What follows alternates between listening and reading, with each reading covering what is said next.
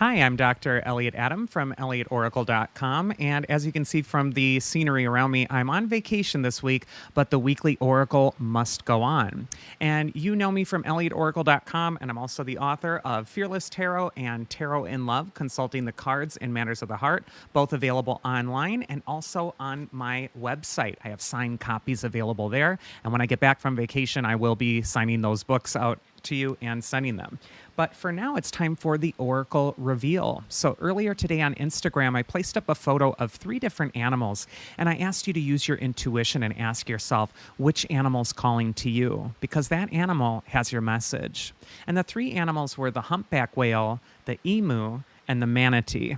So if you're just joining me now, ask yourself which animal's calling to you. It doesn't have to be your favorite animal. It just has to be the one that's drawing your spirit in.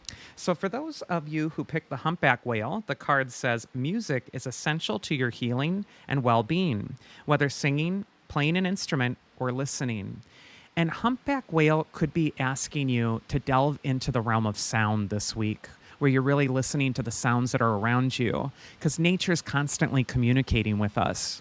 Humpback whale is also an archetype of that healing power of music, which can shift your mood. So if you're feeling like you're just low or you're not having energy, maybe it's time to put on your favorite song or your favorite artist and just see how that shifts your perspective. Sometimes we just don't let go and let ourselves listen to sounds that can harmonize us again.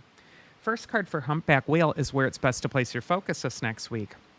And we get the temperance card reversed. And I write about this in my book, Fearless Tarot. Temperance reverse can represent those times where you're feeling dehydrated, either literally dehydrated because you're just not getting enough water right now, or spiritually dehydrated. And temperance reverse is telling you about the healing powers of water. And so I just think that this could be a great time, even if you're not on a lake right now, take a walk by a river, go walk by the ocean, go to a body of water or a lake that's nearby you, and just spend some time there and see how that can really shift things. Also, temperance reverse could just literally mean get more water. You're dehydrated. You might be feeling your energy's off, or you might be even feeling ill about something. And that might be because you're just not cleansed right now. You're really needing to kind of clean out the system and just have water in abundance to really help you kind of feel a little bit more clear in your energy field. Temperance reverse can also just indicate don't be excessive right now. Don't excessively worry about one thing or fixate on something. This could be a time to really consciously rebalance. The next card is going to be advice from your inner wisdom if you pick the whale. And we got the 3 of Pentacles, which is a card of learning, education, study. It's also a card of improving your life circumstance by drawing up a plan and then executing it. The figures here, you can see the craftsman is being handed that set of plans by the monks there. And if you look really closely, drawn on the plans are the exact thing the craftsman is building. And so this could be a time for you where you're really kind of visualizing what you want and you're learning about how to get there. You're putting those pieces in place.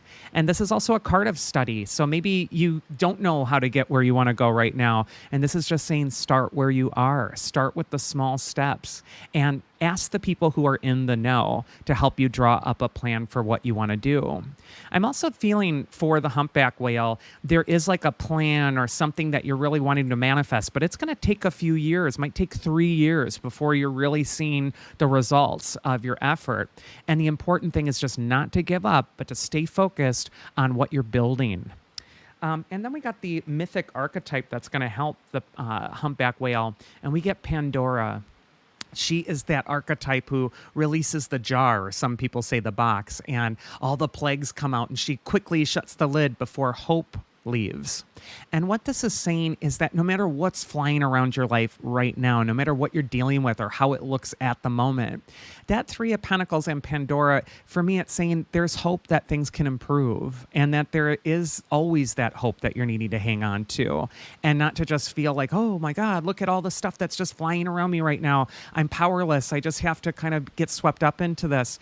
I feel like it's time to start shifting your focus toward where's the hope? Where are the things that you're actually improving? And really put your energy into those things and watch how the energy shifts. Next, we're going to go into the emu animal spirit. And this card says, this is a good time to go on a new adventure. And to be frank, I don't know a lot about emus. I just know that they're very ancient birds, and they're unusual. They're kind of like ostriches, but there is a sense that they're going somewhere. They got those powerful legs that they rely on. They're not flight birds, they're running birds. So this could be a time to get up and walk, to go somewhere, to put one foot in front of the other and see where your path leads you. It might be a time to open to the mystery and just get moving. First card for Emu is where it's best to place your focus this next week. And we got the Ten of Wands, which is indicating that life's been getting real for the Emu. There's been a lot of burdens on your shoulders. There's a lot of things going on. And it's feeling like you're in service to something. You're kind of pressing ahead. And I just kind of feel with this card, it is a harvest card, but the figure's just about to cross the finish line. Your harvest is coming, but this is going to be that time of the final push. And I feel like maybe if you're not able to go on that new adventure right now, it might be a time to start making plans for it. Like, once I'm through with this final push, to what ends is that? What am I doing afterward? It's time to really think about what comes next after the push, after the effort, and start to design, how am I going to enjoy this? Second card for Emu is advice from your inner wisdom.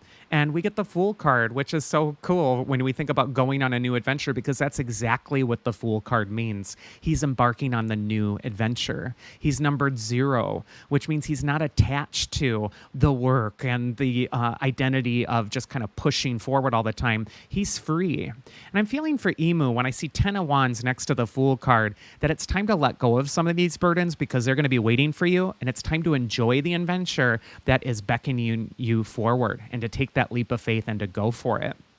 And finally, the mythic archetype that's going to help you is Hermes, who is the perfect messenger god of travel, which is also about going on that new adventure as well.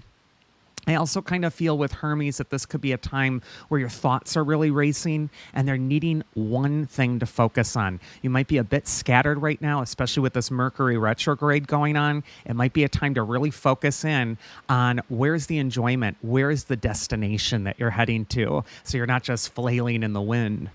And then finally, we got the Manatee spirit. And this card says, accept the situation as it is rather than fighting to change it. And this is one of the toughest lessons that we as human beings have to learn, is that sometimes there are things in our lives that are going on that we don't have control of. We do have our control of our response, how we're going to show up to the challenge, whether it's going to be our best self or whether we're going to let fear rule the day. But I feel for Manatee that there's also something in front of you where it's like, yeah, I just have to accept this is where things are at. And it's okay to surrender to that, even if it can be sometimes painful. First card from Manatee is where it's best to place your focus. And we actually see the Star card, which is the card of transcendence. It's saying to look at this from the bigger picture. If you're hooked into your small self, your ego, your sense of control, which is an illusion, you're going to feel like you're flailing against the waves and you're going to lose every time.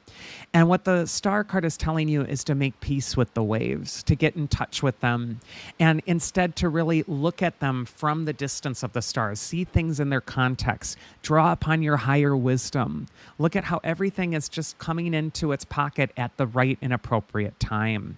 The Star card is also the card that comes up after some of the most challenging cards of the major arcana. So this could say that you're coming out of the dark soon and that there is still hope. Second card is advice from your inner wisdom. And we got the Eight of Pentacles reversed, which can represent overworking something, over-controlling something, being excessive with just hammering away at this thing, obsessively trying to make it do something. And I just kind of feel like no matter how much work you're putting into this challenge in front of you, it's just depleting you. Take a step back. Get in touch with your spirit. Look at things from that wiser spiritual perspective and maybe journal, give yourself a reading, but get away from this daily grind that you're trying to force through, because that isn't the way to go forward. And then finally, we got the mythic archetype that's going to help you. And appropriately, we see Persephone, who is the goddess of the seasons. And she's asking you to identify what season is your life in right now and to value that season. It's not always summer for us. This is soon going to be winter. And yet winter holds great wisdom too. You have to honor the season you're in right now instead of trying to change it. And that is this week's Oracle. I do hope you enjoyed it. If you did, you can check me out at elliotoracle.com. Otherwise, I hope you all have a safe week, and I'll see you next time.